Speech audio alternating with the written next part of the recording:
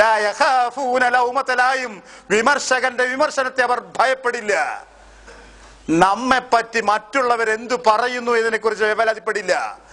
നമ്മെക്കുറിച്ച് റബ്ബുൽ ആലമീനായ തമ്പുരാന്റെ തീരുമാനം എന്താ അതിനെപ്പറ്റി വെറിയിട്ടുണ്ടാവും, പിന്നെ ബേജാറുണ്ടാവും. എന്തെങ്കിലും ക്ലാസ് നിന്ന് പോയ പോലെ മുഖത്ത് നോക്കിയിട്ട്. നമ്മളെ ക്ലാസിന്റെ സംഗ്രഹം ഇതാണ്.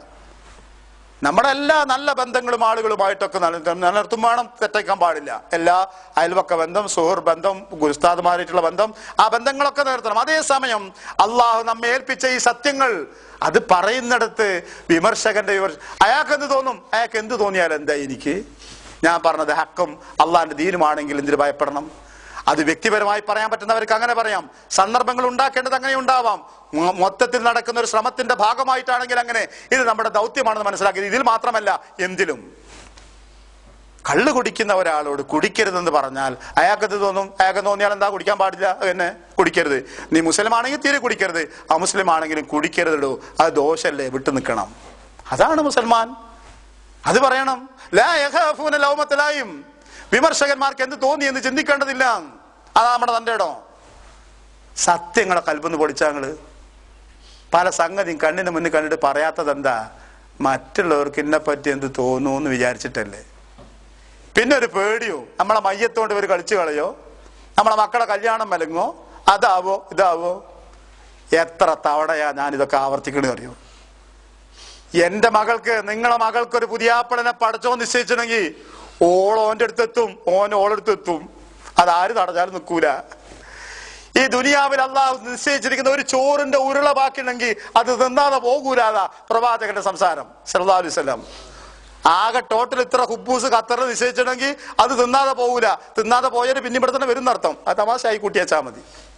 കണ്ടില്ല നിങ്ങള്? അതിനൊക്കെ ഒരു നിശ്ചയിച്ചാണ്. അതാ വിധി നടക്കും. എന്റെ മയ്യത്തുങ്ങൾ മറമാടിയെങ്കിൽ നിങ്ങൾക്ക് നന്ന്, ഇല്ലെങ്കിൽ എന്താ? അവിടെ കിടന്നോട്ടെ, അല്ലാണ്ട് എന്താ? പുഴുത്ത് നാറിക്കോട്ടെ, എനിക്കെന്താ? മരിച്ചു, എന്റേത് കഴിഞ്ഞു. ഇനി എന്തായിരുന്നാലും ഇത് പുഴുവരിക്കാനുള്ളതാ, ബാക്ടീരിയ ഇരിക്കാനുള്ളതാ. അതേയുള്ളൂ. എത്ര മിനിറ്റുകൾ ബാക്കിയുണ്ട്? അല്ലാഹു ആലം. എന്തിനെ ഭയപ്പെടുന്നത്? പക്ഷെ റബ്ബിന് നമ്മെ ഇഷ്ടമായി തീർന്നാൽ ജയിച്ചില്ല ജീവിതം മുഴുവൻ. ഒന്നൊരുങ്ങ്, ഒന്ന് തയ്യാറാവ്. അതായതിനർത്ഥം. നമുക്ക് പറയാനും ലോകത്തിന് മുന്നിൽ വിളിച്ചു പറയാനും ചെയ്യാനും ഒരുപാട് കാര്യങ്ങളുണ്ട്. അള്ളാഹു നമ്മെ ആദരിച്ചില്ലേ വിശുദ്ധ ഖുർആൻ കൊണ്ട്? അള്ളാഹു നമ്മെ ബഹുമാനിച്ചില്ലേ ഇസ്ലാം കൊണ്ട്?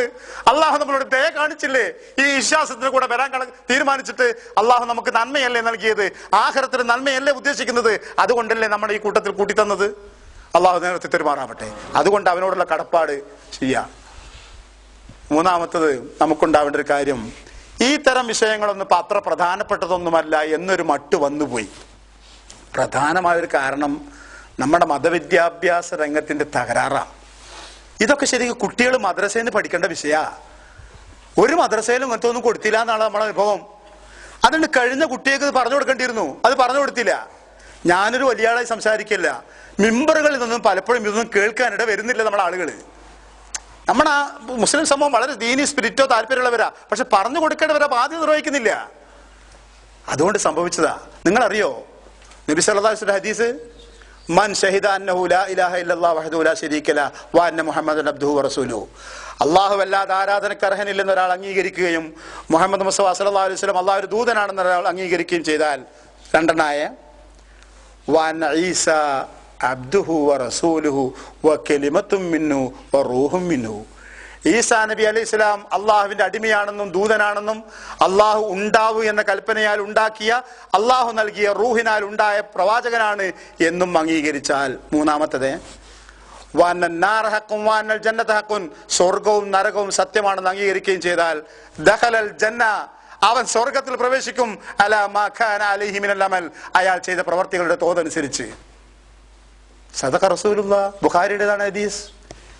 ഇവിടെ സ്വർഗത്തിൽ പ്രവേശിക്കാമെന്ന വാഗ്ദാനം നൽകിയിരിക്കുന്നതിന് പറഞ്ഞ നിബന്ധനകൾ എന്താണെന്നറിയോ? അള്ളാഹിനെ മാത്രമേ ആരാധിക്കാവൂ എന്ന് അംഗീകരിക്കണം. മുഹമ്മദ് സല്ലല്ലാഹു അലൈഹി വസല്ലം അള്ളാഹുവിന്റെ ദൂതനാണെന്ന് അംഗീകരിക്കണം. ഈസാ നബി അലൈഹി സ്വലാമിനെ കുറിച്ച് പറഞ്ഞതൊക്കെയും അംഗീകരിക്കണം. ഈസാ നബിയെ കുറിച്ച് പറഞ്ഞതൊക്കെ പഠിക്കണം, അറിയണം, അംഗീകരിക്കണം. സ്വർഗ നരകങ്ങൾ അംഗീകരിക്കണം. അംഗീകരിച്ചോ? മനസ്സിലാക്കിയോ? സമാധാനായി നിന്നോ? വിശ്വാസിയാണ്. അള്ളാഹിന്റെ തൗഫീഖ് കൂടെ ഉണ്ടാവും, ഇഹത്തിലും പരത്തിലും ബർസഖിലും. അള്ളാഹ് അനുഗ്രഹിക്കുമാറാവട്ടെ. അപ്പൊ അത് നിസ്സാര കാര്യമില്ല എന്നർത്ഥം. അതൊരു ചെറിയ കാര്യമൊന്നുമല്ല. ഈസാ നബി അലൈഹി ഇസ്ലാമിനെ പറ്റി ഞാൻ പറഞ്ഞ നീ അംഗീകരിച്ചോടോ? അംഗീകരിച്ചോ റബ്ബേ, അത് തന്നെ സ്വർഗപ്രവേശമുള്ള കാരണമാണെന്നാണ് പറഞ്ഞിരിക്കുന്നത്.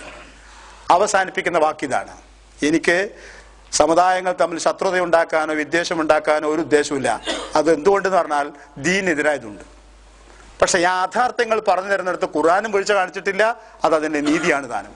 ലോക ചരിത്രത്തിലായാലും വർത്തമാനകാലത്തായാലും ഇസ്ലാമിനെ പറ്റിയും മുസ്ലിങ്ങളെ പറ്റിയും ഇത്രയധികം ദുഷ്പ്രചരണങ്ങൾ നടത്തുന്ന വേറൊരു വിഭാഗം ക്രിസ്ത്യാനികളെ പോലെ ഇല്ല എന്നതാണ് വസ്തുത. ആരാണ് ഇത്രയധികം ഭീകരമായി ഇസ്ലാമിനെ ചിത്രീകരിച്ചത്? ആരാണ് ഇത്രയധികം ഇസ്ലാമിനെതിരായി മീഡിയകൾ പിന്നെ പ്രവർത്തിപ്പിച്ചുകൊണ്ടിരിക്കുന്നത്? ആരാണെന്ന് ചോദിച്ചാൽ അത് അന്വേഷിച്ച് അവസാനം എത്തിപ്പെടുന്നത് ചർച്ചിലോ ബിഷപ്പിലോ പിന്നെ പോപ്പിലോ ആ ക്രിസ്തീയ സഭകളിലോ അവരധികാരവർഗങ്ങളിലോ ആണ്. ആ ചെരുപ്പ് പറഞ്ഞ് സംസാരിച്ചപ്പോൾ പറഞ്ഞു, ഞാൻ കുരിശ് യുദ്ധമാണ് ഏറ്റെടുത്തിരിക്കുന്നത്. ഓർമ്മല്ലേ? താൻ ഇറാഖിലും പിന്നെ അഫ്ഗാനിലും നടത്തിക്കൊണ്ടിരിക്കുന്നത് കുരിശ് യുദ്ധമാണെന്നാണ് അയാൾ പറഞ്ഞത്. അത് ലോക മീഡിയകൾ ബഹളമാക്കിയപ്പോൾ അയാൾ പറഞ്ഞു, ഞാനത് അങ്ങനെയല്ലോ. അയാളുടെ വിശ്വാസമാണ് അയാൾ പറഞ്ഞത്. ഞാൻ ഈ ചെയ്യുന്ന എൻ്റെ മതത്തിനും കർത്താവിനും എൻ്റെ സഭക്കും പിന്നെ പോപ്പിനും ഒക്കെ വിധേയമായ ഒരു വിഷയം ഞാൻ നിർവഹിക്കുകയാണെന്നാ.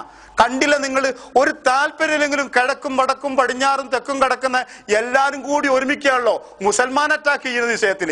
എല്ലാവർക്കും LCM യോജിപ്പാ, ഒരു വിരോധമില്ലാർക്ക്. അങ്ങനെ കിടക്കുന്ന ആസ്ട്രേലിയക്കാരൻ പറഞ്ഞയച്ചു, ഇങ്ങോട്ട് ആൾക്കാരെ എല്ലാ യൂറോപ്യൻ കൺട്രീസും പറഞ്ഞയച്ചിട്ട് ഇവരൊക്കെ ഒരു മേശക്കിരുന്ന രംഗല്ല. പക്ഷെ ഈ കാര്യത്തിൽ എല്ലാവർക്കും യോജിപ്പാ. കണ്ടോ നിങ്ങള്? ഇത് നാം ഇല്ലാത്ത ഒരു വർഗീയതയുടെ ഇല്ലാത്ത ഒരു വിദ്വേഷത്തിന്റെ കഥ പറഞ്ഞ് ക്ലാസ് ഉണ്ടാക്കി തീർക്കുകയല്ല.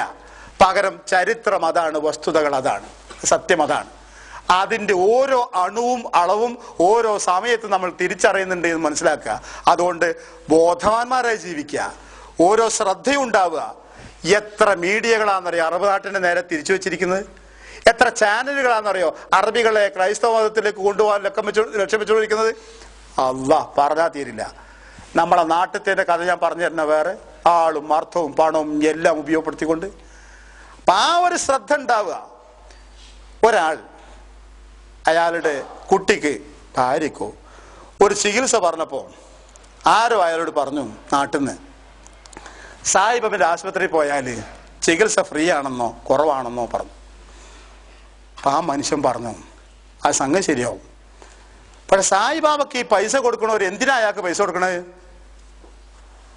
അയാൾക്ക് പൈസ കൊടുക്കണത് അയാളെ ദൈവമായി പൂജിക്കപ്പെടാനും ഇസ്ലാം ക്രൈസ്തവ മതങ്ങളിൽ ജീവിക്കുന്ന ആളുകളെ ആ മതത്തിൽ നിന്ന് തെറ്റിക്കാനും വേണ്ടി കൊടുക്കണ പൈസ അല്ലേ?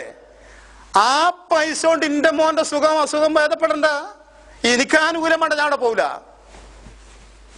അതാണ് ഈമാൻ, അതാണ് ഈമാൻ. സായിബാബയും അമ്മയും ഒക്കെ നൽകുന്ന സഹായങ്ങള്, ആ സഹായങ്ങൾ അടിയിൽ ഒരു അവിശ്വാസത്തിന്റെ പിന്നെ ഒരു കൊളുത്തുണ്ട്, ഒരു പശ്ചാത്തലുണ്ട്. ആ ലാഞ്ചന പോലും എന്റെ തടിയിൽ വേണ്ട, എന്റെ ജീവൻ വേണ്ടെന്നാ. അത് വേണ്ട. അയാൾ നൽകുന്ന ഒരു ആനുകൂല്യം കൊണ്ട് എന്നെ കൊണ്ട് പറ്റുന്ന ചികിത്സിക്കും, ബാക്കി ദ്വാരക്കും റബ്ബിന്റെ വിധിക്ക് വിട്ടുകൊടുക്കും. ഇവന്റെ ഒന്നും വേണ്ട. ഞാൻ പലപ്പോഴും കടന്ന് ചിന്തിക്കാറുണ്ട് പലപ്പോഴും, പക്ഷെ അങ്ങോട്ടൊന്നും ചിന്ത പോയിട്ടില്ലായിരുന്നു. ആ മനുഷ്യന് വേണ്ടി പ്രാർത്ഥിച്ചു പോയി. അയാളാ ഈമാന്റെ ശക്തി നോക്കുങ്ങള്. എന്റെ കുട്ടിയുടെ രോഗം മാറാനല്ല അയാൾക്ക് ലോകത്തുനിന്ന് പൈസ കിട്ടുന്നത്. മുസ്ലിങ്ങളായി ജീവിക്കുന്ന വിശ്വാസികളായി നിൽക്കുന്ന ആളുകളുടെ വിശ്വാസത്തിൽ കുറവുകൾ വരുത്താനോ സംശയങ്ങൾ വരുത്താനോ അതുപോലെയുള്ള മറ്റു മതവിശ്വാസികളെയും തകരാറാക്കാൻ വേണ്ടി മാത്രം നൽകപ്പെടുന്ന ഈ പണം, അതാണ് ഈ നൽകുന്നവരുടെ ഉദ്ദേശം. അതാണ്. ആ പണം ഉപയോഗിച്ചിട്ട് എന്റെ കുട്ടിയെ ഭാര്യയാണ് പറഞ്ഞത്, ഞാനത് സംശയിച്ചു പോയി, അത് പിന്നെ ചികിത്സിച്ച് ഭേദമാക്കണ്ട, എനിക്ക് അതിന്റെ ആവശ്യമില്ല. ബാക്കി ഉണ്ട ചികിത്സ കൊണ്ട് വിറ്റിട്ടെങ്കിലും ചികിത്സിക്കും ഞാൻ.